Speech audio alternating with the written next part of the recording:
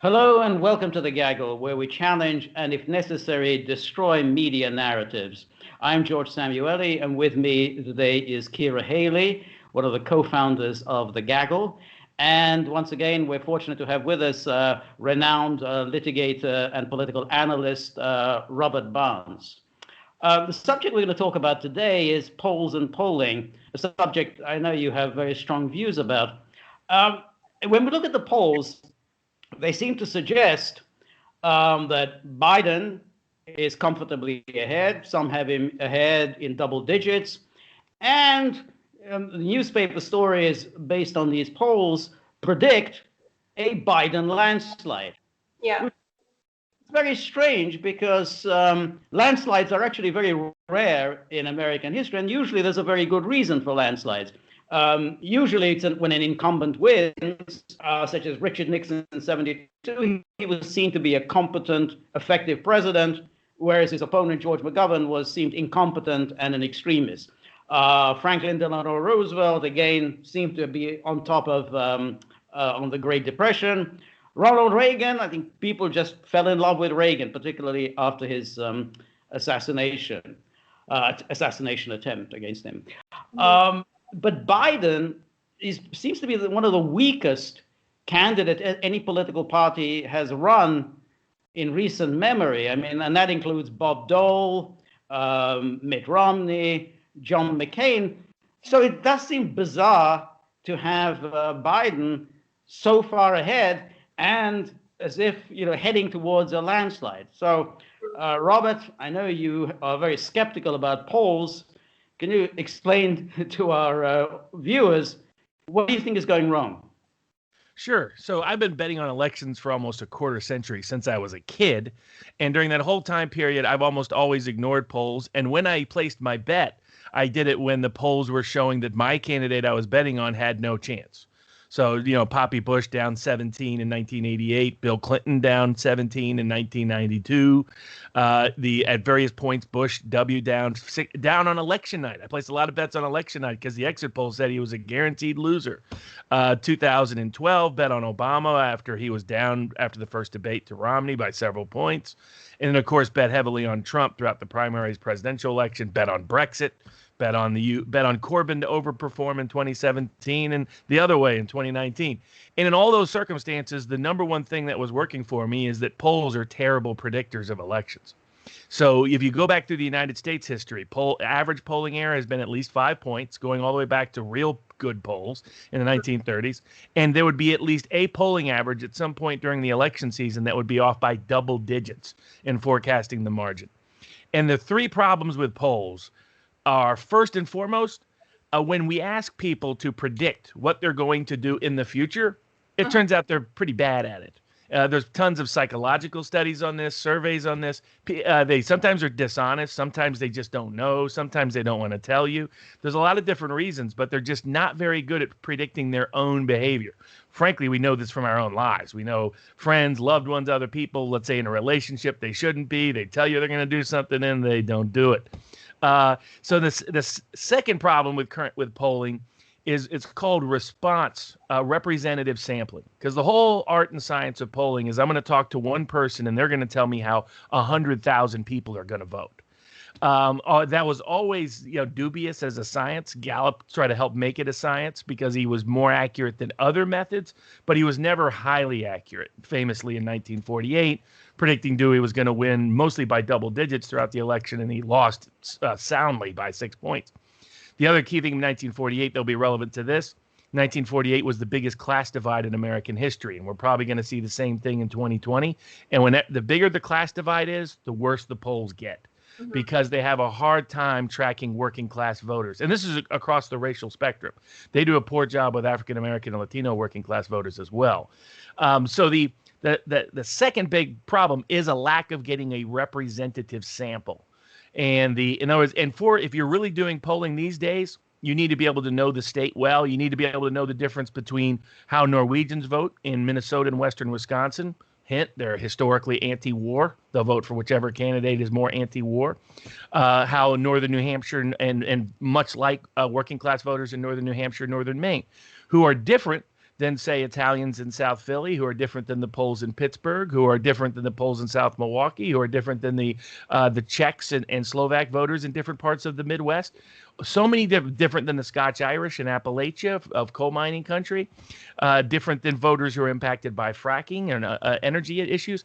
So you have so many different constituencies. How likely is it that the one person you talk to is representative of all of those different constituencies? That's the art and science of polling. The problem is, since 2010, people quit answering polls. Yeah. So we went from like a 50% response rate down to a 2% response rate. For folks out there, that means 98% of the people who are asked to participate in a poll refuse to do so. That, as Pew Foundation identified 10 years ago, they said that means we no longer have random sampling. And if you no longer have random sampling, that means you're no longer getting representative sampling. And so and the best example of this right now is the New York Times, which goes to the third major problem with current polls. We know all of these polls are wrong because all of these polls predicted what the early vote would already be as of today. Mm-hmm. They said, this is how many people said they've already voted, and here's what the Democratic margin is. Well, the polls are wrong in every single state, and they're wrong by an average of 25 points. In other words, they were predicting 50-point Democrats. The University of New Hampshire said that there's an 80-point lead by Democrats in the early vote. Well, we have the early vote data from Democratic vote modelers who have the data and the information. They say it's about a 20-point lead. In Michigan and Wisconsin, the New York Times said that the Democrats were up by 40 to 50 points. It's dead even amongst the early vote. So we already know their polling was wrong. And to give you an idea of how significant that is, Biden's entire lead in all of these New York Times polls was amongst people who said they had already voted. Yeah. He had no lead amongst those who hadn't voted. Yeah. So those are the core problems with polling fundamentally. They're the least reliable form of data. Voter registration data, presidential primary participation data, like Helmut Northup's primary model, which is very similar to my betting model. Signs of yard, rally size, yard signs, any sign of enthusiasm, self-reported enthusiasm. Gallup's question, are you paying very close attention to the polls? Every single indicator except the top line of the polls says Trump, Trump, Trump, Trump, Trump, and Trump. And they're instead predicting, as you note, George, that there's going to be a record-setting landslide for a challenger who everybody recognizes is the weakest challenger I can ever remember in an era when we've had some pretty pitiful challengers. And so, I mean, this is a guy who's barely competent, and the main thing he does in a debate is, will he have a senior moment or not? Will he walk off the stage by accident or not? This is not the sign of a strong presidential campaign, and yet polls are going to embarrass and humiliate themselves by being on the media bandwagon, pitching a narrative that they want to pitch, when polling quit being scientific about a decade ago. Ciara, do you want to ask Robert something? I mean, Robert, I do think that the skewed nature of polling for the basic facts that, for example, the early voters, Biden voters, are even within the polls themselves 80% more likely to vote early than the Trumpers are. Meaning that you can't base any logical conclusion from looking at polls at face value. But what I think does have weight behind it is the fact that undecided voters may look at these polls, and the polls are used as a kind of scare tactic to get behind the winning horse, as in normal betting, when you see the people are supporting one horse in the race and that it's massive marginal difference, the people who are undecided will say, oh, well, he's winning, I might as well just vote for him. You know what I mean? So I would like to ask what you think about the undecided element in this election, because actually it is much smaller than it was in 2016. And if you compare the amount of undecided voters in 2016, we actually had, upon election day, they swung towards Trump at the end of the day. And that's how he got his momentum. But now we have much less people who are undecided. And how do you think the polls showing such big differences between our two-horse race, how will that influence the voters who are undecided? So two aspects of that. My own personal view and my whole betting model is based on the idea that in an incumbent election, particularly, voters actually make up their mind about a year before the election.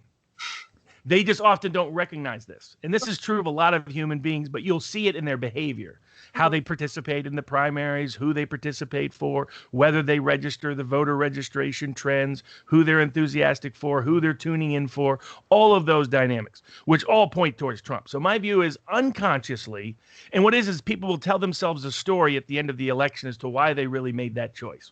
But as someone does a lot of trial lawyers, whenever a juror tells you they'll always be fair and impartial, they never are fair and impartial. But they'll tell themselves a story about how they got to the conclusion they got in a case, when if you know certain facts, you can predict it in advance. So two things. One, you're definitely correct that they're trying to narrative shape. They're trying to shape the narrative by using public opinion polls to create a desperation amongst Trumpists, to create a sense of enthusiasm amongst Biden fans that just isn't there. But historically, that has never worked. In fact, it kind of backfired against him in 2016 because there was a bunch of downvoting. A lot of Clinton voters voted Republican down ballot because they thought Trump had no chance to win, and they wanted to check on Hillary. So I don't think it will ultimately impact it, though I think that's the objective. And it's my number one reason why I even talk about the polling being wrong. To me, polling could be a great check on public policy. To particularly take, say, Norwegian, that the anti-war vote is very popular, that better trade policies are very popular, that a whole lot of populist, as my old client Ralph Nader, a lot of populist policies on the left and the right are very, very popular. And if polls were done well, they would educate the politicians and the press that that's the case. Notably, they don't push that way. And there's a long history. You could, if they had polling back when Huey Long was governor of Louisiana, I'm sure they would have been predicting he was going to get crushed whenever he ran for re-election. It's just the nature of the animal. And there were media stories like that, by the way. They just didn't have polling in the same scale to do so. As to undecided, so my view is undecided voters have unconsciously made up their mind overwhelmingly for Trump, but they're going to tell themselves a story as to why they're going to do it. Sorry, George. Also, though, to add to what you're saying about trying to dampen the enthusiasm, there was an article today released by, I think, Jonathan Swan wrote it, saying the headline was that Trump's advisors brace for loss, pointing fingers. And it went on to detail how 3 senior Trump advisors who'd recently talked to the campaign manager, Bill Stepien, walked away believing that that he thinks that Trump will lose. Although then obviously he got an opinion and he denied all charges. Bill was like, no, I actually, obviously we're going to win this, et cetera, et cetera, et cetera.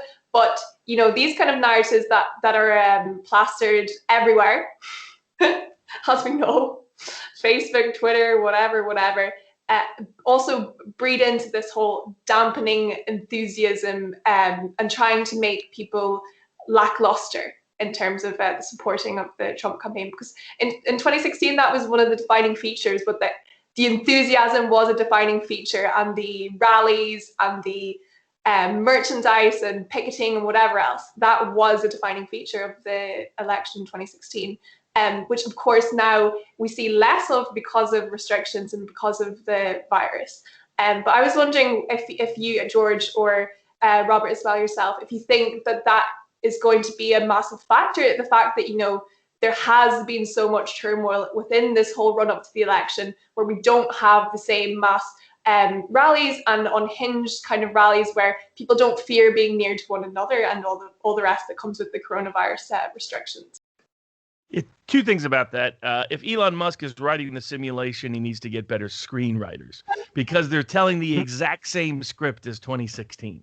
I mean, there was even a kind of an October surprise like 2016, doing COVID instead of Access Hollywood. Then we have the stories of huge polling lead. Trump has no chance. That was the same in 2016. Hillary also had double-digit leads in a bunch of polls. I think they'll push the envelope a little more this year than they had the guts to do last time. But then they also had all these leaks from inside the Trump campaign of how he was doomed and had no chance. And now we're in that stage of the script. And it's lazy screenwriting by the establishment to write the same narrative all over again. I agree with you. Their intention is to build this narrative. But if 2016, put it this way, we've already seen how this script actually ends. So them rewriting the script, I don't think will lead to any different ending. Yeah. I mean, that it was there was 2016, I think it was Hillary averaged around in the 40s, mid 40s, and now Biden for the past 3 weeks has been averaging at 50%.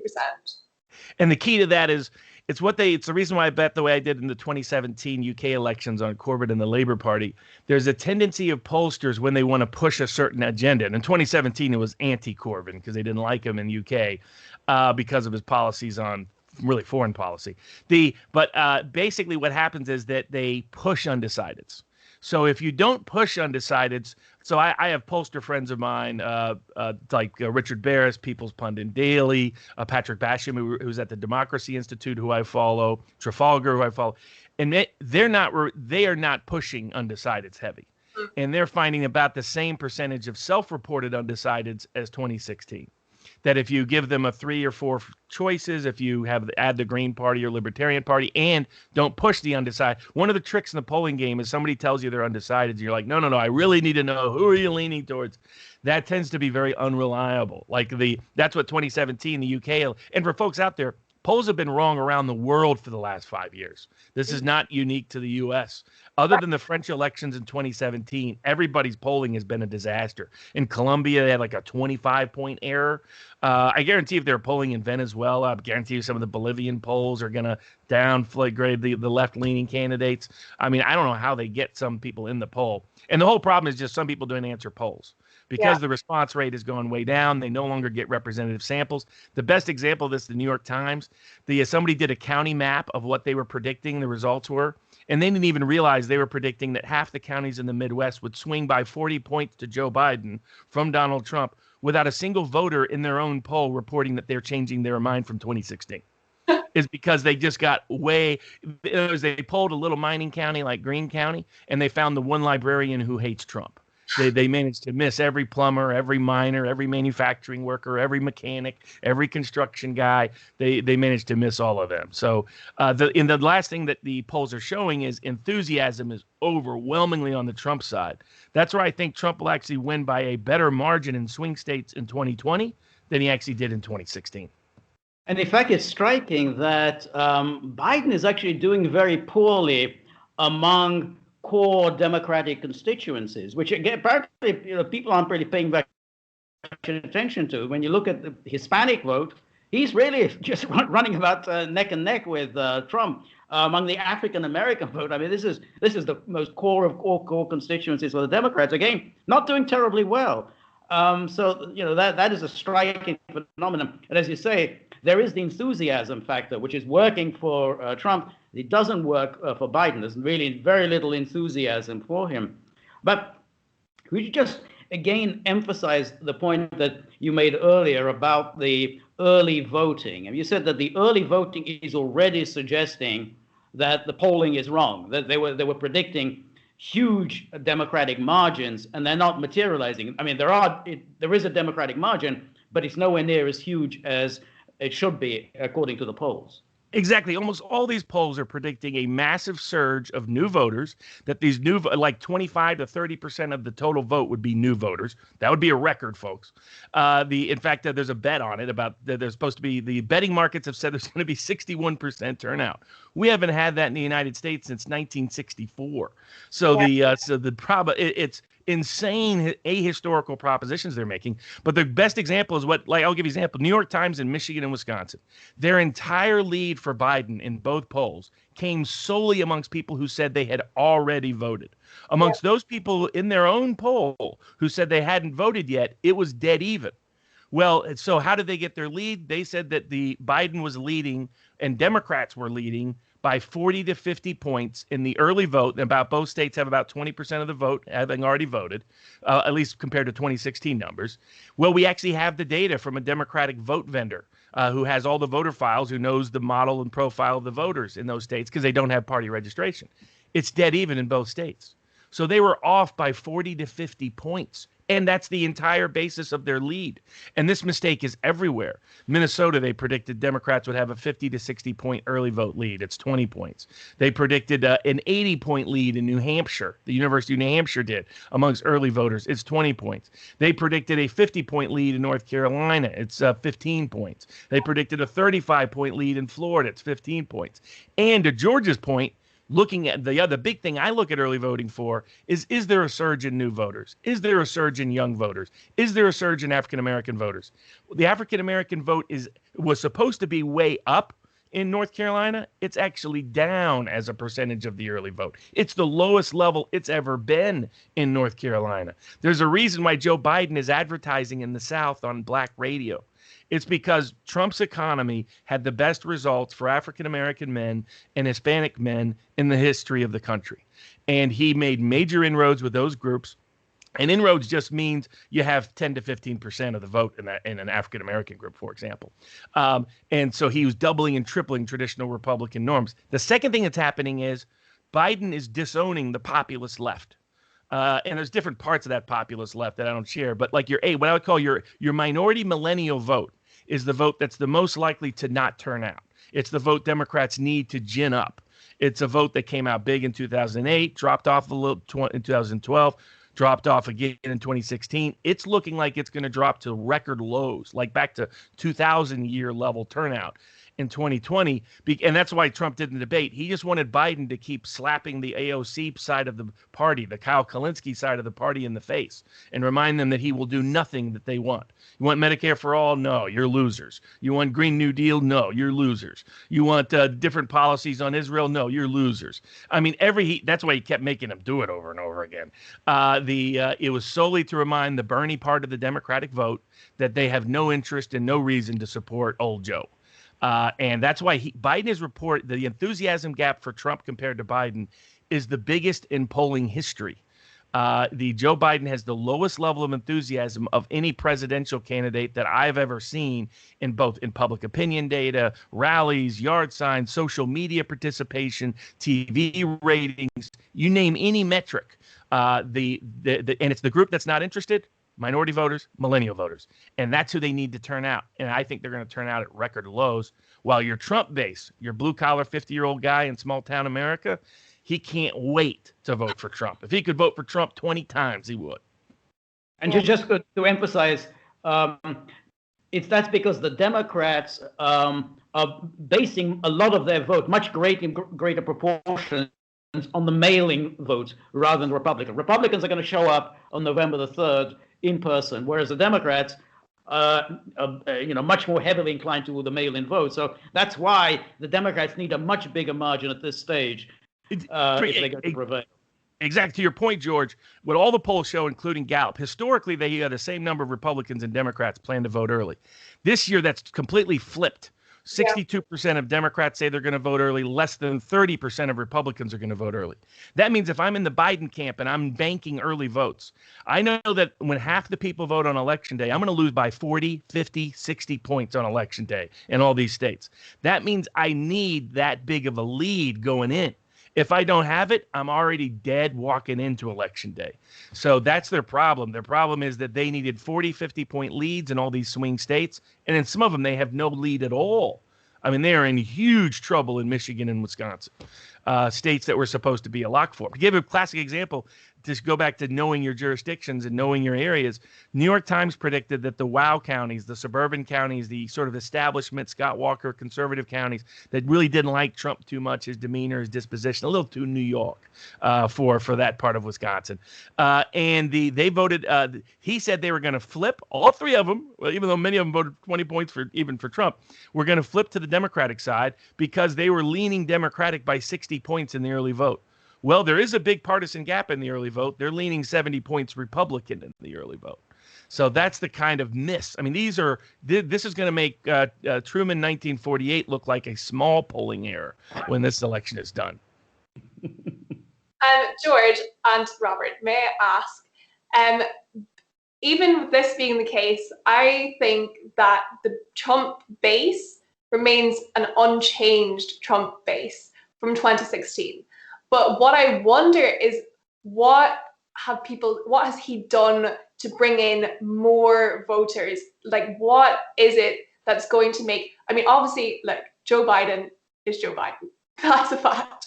But in many ways, I read this election as Trump versus Trump, and it being an opinion on whether you can support this man or you cannot, being very, very, very clear cut. I don't know if either of you have an opinion on that. Yeah, so I think it's two groups that he's going to add votes to. One, he's going to add votes in some working class whites, similar to Obama 2012, similar to W in 2004. The last elections were a lot of polls at various times said the challenger was going to win, and yet the incumbent held out. The reason was who voted. So they both W got evangelicals that didn't vote for him in 2000 to turn out and vote for him in 2004. Massive evangelical turnout in 2004. And for Obama, there were African-American voters who didn't even vote for him in 2008, didn't turn out, who did pour out in 2012. The biggest race disparity in favor of African-American voters in the history of the election. First time they even got close since 1964 to exceeding the white vote. And obviously, everybody knows why they were African-American Northerners were pouring out to vote in 1964. Civil Rights Act was on the line. So that gives you an idea of how much they rallied his defense. So what you're going to see is you're going to see working class whites, and they're already picking this up in voter registration trends, enthusiasm trends, early voting activities. There's a bunch of new white working class voters who didn't even vote in 2016 who are coming out to vote for Trump. That's where he'll add some vote margin. The second area where he'll add some vote margin, I agree fundamentally, 95% of his vote's going to be identical to 2016, is your Waukesha County suburban Wisconsinite. Someone who's religiously conservative, didn't like some of Trump's demeanor and disposition, but is your Ben Shapiro conservative, who's very happy about Trump's policies on Israel, is very happy about Trump's policies on the Supreme Court. I'm not as big a fan of his last nomination, but they are, understandably. I should say there's a third group. In Florida, Cubans are shifting back. And then a whole bunch of the Venezuelan new arrivals from Cuba and new arrivals from Venezuela is one of the few places where immigration to the United States has helped Trump. And so those are three groups. But the biggest problem for Biden is there'll be people who voted for Hillary who won't vote in 2020. Yeah. And that combination, that's why I think it'll still be very close. But I think that's where Trump has a little bit more of a cushion. Some Hillary voters are gone. And some voters for him will show up who didn't show up last time. And some of your, McMullen, libertarian vote candidates in suburbia will shift back to Trump. And I also do think the further recesses of the left are very, very disappointed with Biden right now. Millennials, my generation. Absolutely. My daughter sort of is in the Zoomer category. My son is the same. I got several nephews whose father's Mexican, none of whom are Trump fans. And I've been, just sort of watching, without them knowing it necessarily, but tracking how politically active are they? Are they doing things on Instagram? Are they doing things on Facebook? Are they talking about it with their friends? And they're just none of it. They were much more the BLM they were interested in, protests they were interested in, change of the world they were interested in. A lot of them are big Bernie fans. My nephew's a huge Bernie fan. My little sister's a big Bernie fan. None of them are going to vote for Biden. They're either not going to vote. A few will vote Trump. A few will vote third party. But mostly they're just not going to vote. And that's Biden's got a massive enthusiasm. And then he picked Kamala Harris. I mean, you couldn't just spit in the face of the millennial left any more than he possibly do than what they have done. But honestly, Robert, that's what I find most disappointing, is that these are people who are carrying the future, because ultimately the president you choose now is going to affect their lives more than anything else. But people are just not interested. The millennial generation are just not interested because I feel like they're just so alienated from the system that's in place right now. And it's the same way white working class voters felt about Romney. Like there were early signs in voter participation, primary voter registration, and that working class whites were like, this guy's a schmuck. So even if I'm not happy with Obama, even in energy country, mining country, manufacturing country where Obama had not been helpful, they're like, I'm not voting for the schmuck. So and I think a lot of millennials are like, this is a totally useless election. And that's why you had the question at the town hall where the guy's like, aside from telling me I'm not black if I don't vote for you, I mean, that was an aggressive question. ABC screwed up and let that poor kid slip. And they figured, he's black, he's young, he'll only ask the question we like. Surprise, surprise. Yeah. Oh, you're absolutely right with Romney, because Romney was Richie Rich and with Bain Capital. Why would any white working class voter vote for him? But what about does Trump face any problem from, let's say, the Ann Coulter constituency, the ones who say, Trump has not, he hasn't delivered on immigration. He said he was going to do all these things on immigration. He hasn't done that. He hasn't really delivered on foreign policy. You know, it's very nice for Israel, but he hasn't really wound up America's interventions. Does Trump face any problems from that kind of core constituency that was enthusiastic about him in 2016? If that was going to be the case, it would have shown up. Someone would have challenged him. Someone like a Pat Buchanan challenged Poppy Bush in '92, which was a sign there was real weakness. So I think there's a lot of people. Like there was a great Vice actually did a great interview with a bunch of guys up in the Iron Range, Democratic mayors that are endorsing Trump. And their description, I think, is the way most of the actual voter type thinks, which is Trump is trying. And even if he hasn't got everything done that he said he was going to do, we don't blame him for that. We don't blame him for the pandemic. We don't blame him for the Paul Ryan decisions in the Congress, for the oppositions in Washington. They believe that his heart is with them. And that matters the most to them. They figure if his heart is with him, everything else will soon follow. And so that's where I think there's been the people that are in the weeds of policy can make a lot of criticisms of Trump of failing to deliver. Though I think he's probably delivered more to his working class base than most populist promises of candidates are. In other words, he actually did change NAFTA. He actually did put tariffs on China. He actually did protect the steel industry, which is a major factor in the Iron Range in Western PA. It's the reason why Biden is spending all his time in those two states. He recognizes that the tariffs and the trade protectionism worked for the steel industry, and there's fracking in both areas. So consequently, that's why he thinks he's at risk there when he doesn't think he's at risk in Michigan and Wisconsin. He missed the boat. So I think Trump has delivered more than most presidents making populist promises. By a comparison to the ideal, he hasn't met those promises. But by comparison to his predecessors, he's done far more. I mean, Obama ran saying he was going to renegotiate NAFTA and not do bad trade deals. And then just the exact opposite. Said, don't worry, I won't get into war. And then by golly, we're celebrating overthrowing one president. We're trying to overthrow another one. So I think that Trump, to his credit, like it's for all my anti-war friends, like could he have done a lot more? Absolutely. But anytime he budges just a little against the war machine in this city, in D.C., all of a sudden he has an investigation of criminal charges or impeachment or something else against him. So he's done more than his predecessors, and that I think he'll be rewarded for on Election Day. What about the healthcare? Repeal and replace. Isn't that an area of vulnerability for him? It still is, and putting Barrett up was a mistake because Barrett reinforced that vulnerability because of her public statements on ACA. And I think, and that will still hurt him with working class women. And as I think if he had successfully done something that protected pre-existing conditions and replaced it, if John McCain hadn't sunk that actual vote, then he would be in much better stead. But the upside he has is since 2006, his biggest vulnerability is pre-existing conditions. But since 2016, he's been able to protect it, and he's done a good job of being very aggressive at promising to protect it. And the best argument he has is, look, they've been saying for 4 years I was going to take it away. It's never been taken away. And that's also why he took the gamble he did going after Big Pharma. So I think he'll lose some votes on that because of Barrett and whatnot, but it won't be enough votes to lose the election.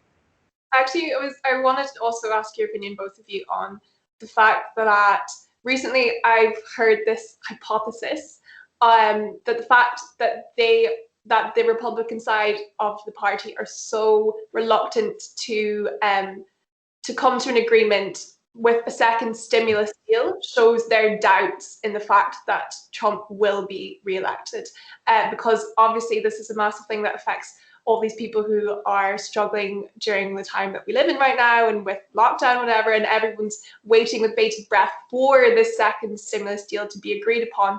But I don't think it will be before the elections happen. Oh, I have no doubt that the Republicans in Congress are still completely incompetent.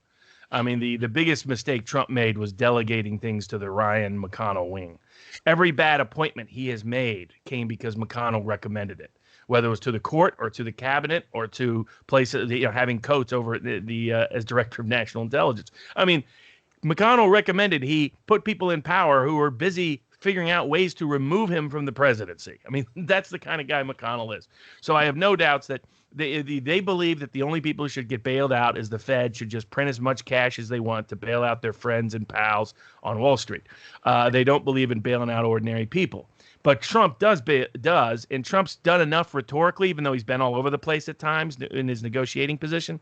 He's made clear he just wants checks to be written to ordinary people. And now, of course, I think he wanted it with his personal signature, but that's Trump.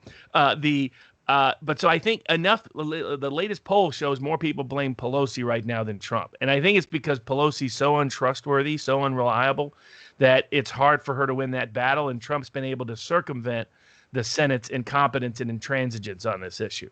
So I think it's a problem for him. I mean, everything, but for the lockdowns, Trump wins this election easy, 5, 6, 7. And by easy, I mean modern American politics. That means 5 points, 4 points. That's what easy is here now. If we hadn't seen this, I think if COVID didn't exist and we were talking right now, it would be a massively different story. Completely. And I think that so that totally changed the entire electoral dynamics in ways that it's the reason why I say there's a 1 in 4 chance Trump would lose. I would normally say 1 in 10. That's where Professor Norpoth's model is. But we've never had a lockdown pandemic during an election. We've had pandemics, but we've never locked down in response to the pandemic. And that created all economic, social, cultural factors that are just crazy. So but the key for the other fundamentals, was the economy good before the pandemic? Yes. And most people don't blame Trump for the economic effects of the lockdowns related to the pandemic. And there he's outmaneuvered Biden by saying he would never allow another lockdown to occur. And the big one that the media doesn't want to talk about, I've been screaming at Trump's people to talk about it, and he's now starting to talk about it, is he's the first president in almost, 40, 50 years to not start some new conflict someplace. I mean, there's a lot of places where I wish he would have pulled further out of, but he's at least on the right side of that equation. He's saying, let's get us out of Afghanistan. He reduced our presence in Syria, he didn't go into Venezuela, and especially compared to Hillary Clinton. If Hillary had been elected president, we'd be in Ukraine, we'd be in Venezuela, we'd be in God knows where. I'd be looking for places to hide out for a while before things get crazy. So I think if he goes, particularly the Norwegian vote, Minnesota and Wisconsin and parts of Iowa are just like 1 out of 5 voters in Iowa is Norwegian. Almost the only thing they vote on is war. They're like my old comrades in East Tennessee. They used to only come out to vote when they were opposed to a war. So 1920 they pour out. 1916 they pour out. 1940 they pour out because they figured Roosevelt was about to get us into another war. So it's like old Bob Dole's statement. If I count all the dead from the Democrat wars, that it's that wing of the country, and he needs to remind them that Joe Biden has backed every dumb war in history. Biden wants to talk about the son that isn't corrupt, who was in the military and had a good record. But the difference is, while Biden sent your kid, the way Trump trusts and respects soldiers is he doesn't send them to die in dumb wars like Joe Biden did. And I hope to hear more of that. And it started, whenever Trump goes Midwest, he starts to talk about it. So it looks like if he brings that back, he brings the Norwegian vote home in the upper Midwest. He doesn't need all 4 of those states. He just needs one of them because he's going to hold Florida, North Carolina, and Arizona. Yeah, no, that's no question. If Biden becomes president, we already know where the United States will get involved in. It will get involved in the Libyan civil war. It'll get involved in Ukraine, probably in Belarus. And you just name it, again in Syria, try to overthrow Assad, Kyrgyzstan. I mean, you just name it. Yeah. And we'll be in Venezuela. If the wrong person wins in Bolivia, we'll be down in Bolivia. I mean, it'll just be one disaster because especially if Kamala Harris is running things. I dealt with her a lot in California. Still the dumbest lawyer I ever dealt with in court. But she's just mean. She's like dumb mean. I mean, she's actually in certain respects worse than Hillary in that kind of like power-driven, the old Madeleine Albright, Colin Powell debate all the way back where Madeleine Albright said, what good are soldiers if we don't use them? And Powell, back when he was on the anti-war side more of the equation, said the point of soldiers is to not use them, coming from the Eisenhower School of Republican thought. So I think we have a total disaster in foreign policy. Trump is holding back institutional politics in Washington. He hasn't been able to reverse it, but that's still a lot better than what it looks like if it's unleashed. Yeah. So now the big question: have you already put some money down in this election? So yeah, I got some small bets in. I got people that have bet millions of dollars all across the world. based on my advice, so I hope I'm right. But they're all good underdog bets. So the way I look at it is there better than a 1 in 2 chance, 1 in 3 chance? Because that's where Trump is at, a 1 in 3 chance that he'll win. Every single historical metric of relevance is for Trump, other than the polls, and the polls have no good history here in the United States or elsewhere when they disagree with those other metrics. So so I have some bet in myself. The predicted here only allows a little bit of money to be bet. But I'm gathering big amounts of money to travel out. I had planned on Dublin until the quarantine, but I've got to figure out where I'm going to bet, sneak in someplace. Maybe I'll have my old ex-IRA friends, not that I'm admitting I have those, sneak me into Dublin and so I can play some bets. But yeah, I'm planning on some very big bets, all on Trump for 2020.